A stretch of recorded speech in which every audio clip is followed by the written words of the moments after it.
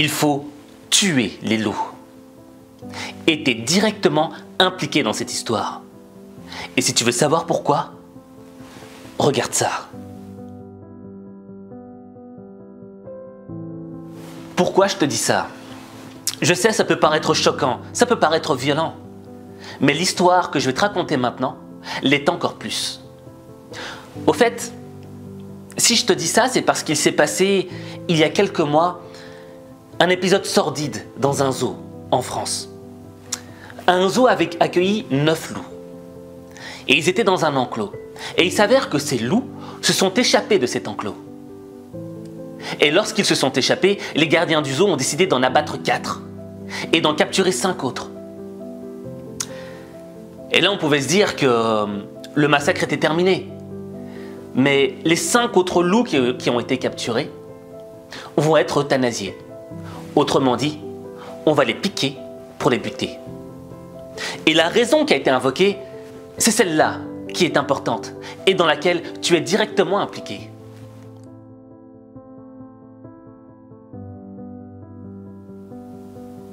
Les loups ont été abattus parce que l'on avait jugé qu'ils avaient un comportement anormal et dangereux. Anormal et dangereux. Pourquoi? Parce qu'ils ne s'étaient pas comportés comme des loups de zoo. Parce que ces loups avaient décidé de se comporter comme des vrais loups. Ils avaient décidé de ne plus vivre dans une cage, mais d'en sortir. Et pour le système dans lequel ils vivaient, ils étaient anormaux et dangereux.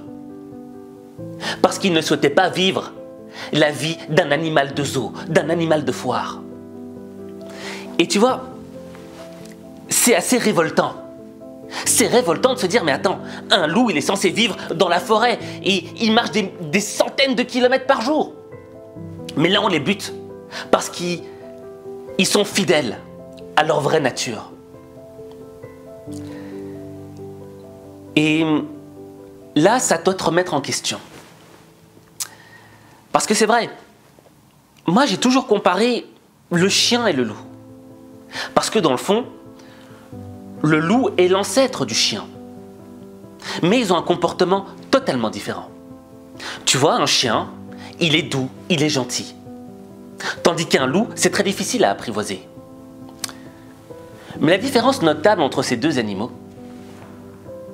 c'est qu'il y en a un qui attend qu'on lui donne, tandis que l'autre va prendre. Je m'explique.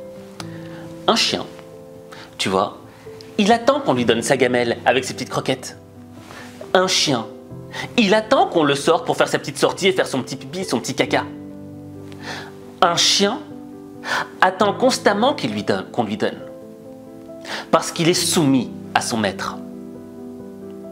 Et le jour où le chien se révolte, le jour où le chien décide de grogner et d'être méchant et de ne plus accepter de se soumettre, on l'envoie à la SPA.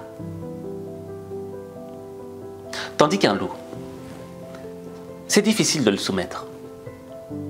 Un loup, il n'attend pas qu'on le sorte. Un loup, il n'attend pas qu'on lui donne sa nourriture dans de la gamelle. Un loup, il chasse. Il va prendre ce qu'il souhaite. Un loup va là où il veut. Il n'attend pas qu'on le sorte. Et c'est là que tu es directement impliqué. Au fait, quand je dis qu'il faut tuer le loup, c'est que j'ai l'impression qu'on vit dans un système où on a tué le loup qui est en nous. Parce qu'on est dans une position attentiste. On attend que le système, que les gens nous donnent les choses. Et on a perdu l'instinct au fond de nous d'aller prendre ce qu'on veut, parce qu'on a peur.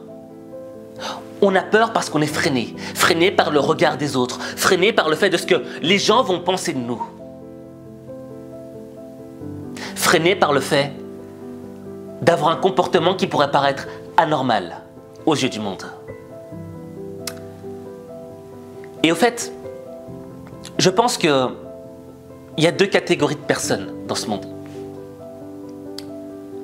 il y a ceux qui ont le mental du chien et ceux qui ont le mental du loup. Quand tu as le mental du chien, tu as le mental du soumis. Tu as constamment la main tendue parce que tu attends que les gens fassent des choses pour toi.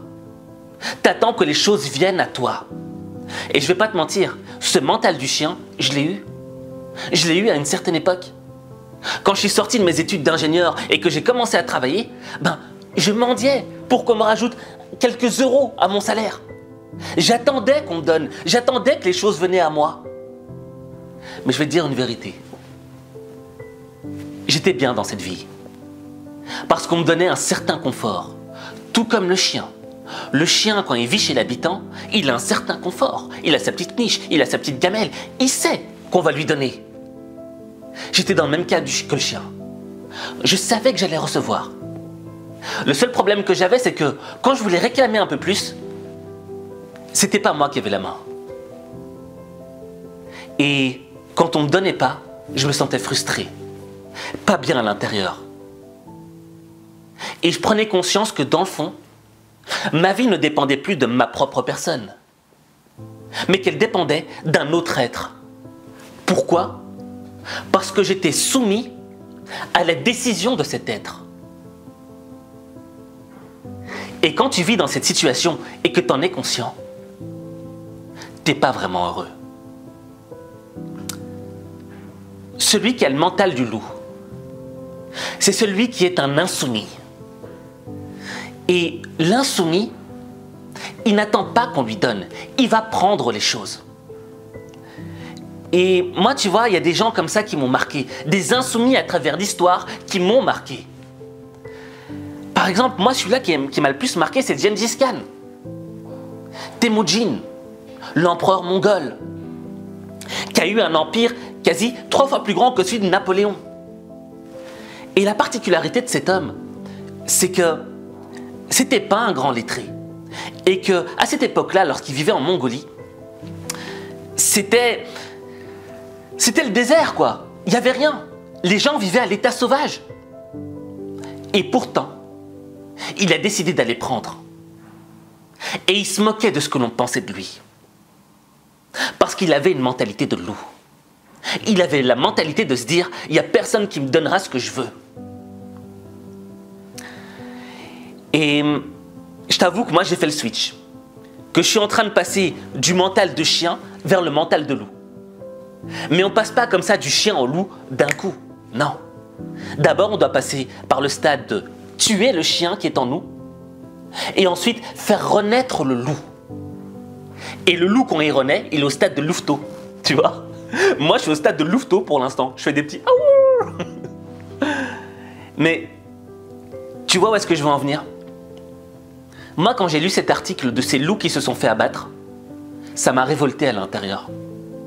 Parce que je me suis dit, mais les gars, c'est normal que ton loup sorte de cet enclos.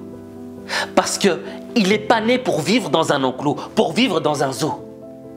Il est né pour traverser les forêts et construire une meute. Et le fait qu'on les abatte parce qu'ils avaient un comportement anormal et dangereux, ça m'a directement renvoyer une image sur moi-même où je me suis dit, au fond de moi existe ce loup qui a envie de sortir de cette cage au barreau invisible. Parce qu'en toi, il y a un loup qui vit, un loup qui sommeille, mais qui est coincé dans des barreaux invisibles.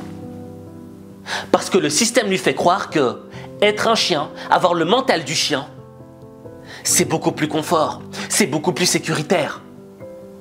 Mais quand on a un mental de chien, on passe à côté de sa vie, on gâche sa vie, parce qu'on ne vit pas la vraie vie, parce que notre vie est soumise, parce qu'on est dépendant des autres. Or, la vraie vie, c'est d'être indépendant des autres et dépendant de soi, dans une direction verticale et non horizontale. C'est pour ça que je disais que tu es directement impliqué dedans. Parce que toi, moi, depuis qu'on est né, on a essayé de tuer le loup qui était en nous. Et aujourd'hui, il faut que tu tues le chien qui est en toi et que tu fasses naître un loup. Mais pas un loup avec un cerveau vide et des dents longues qui rayent le sol. Non, pas ce type de loup. Pas ce type de loup qui te fait croire qu'il faut être un requin et que c'est le winner qui gagne. Non. Un loup qui est conscient. Un loup qui est conscient qu'il vaut mieux que la vie qu'il est en train de vivre. Un loup qui est conscient qu'il a un vrai potentiel, mais qu'il ne l'exploite pas vraiment. Parce que quand tu feras naître ce loup en toi, ta vie changera. Mais ta vie, il n'y a que toi qui peux la changer. Il n'y a que toi.